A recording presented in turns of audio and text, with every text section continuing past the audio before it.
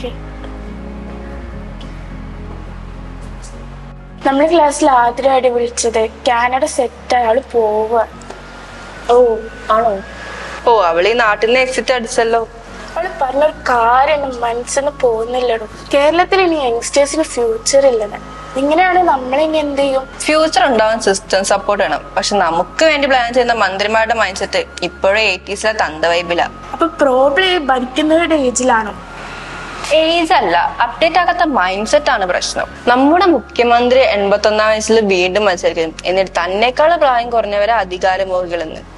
കേരളത്തിന് വേണ്ടി എന്തോ ത്യാഗം ചെയ്യുന്ന പോലെയാ. പക്ഷെ ആ ത്യാഗം കൊണ്ട് ചെറുപ്പക്കാർക്ക് എന്ത് കിട്ടി? ഇനി PSC ചെയ്താന്ന് വെച്ചാ അവിടെ പിൻവാതി നിയമനം.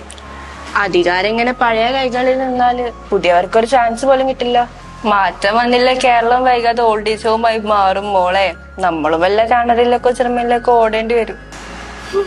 മാറ്റം വന്നാൽ എല്ലാവർക്കും രക്ഷപ്പെടാം.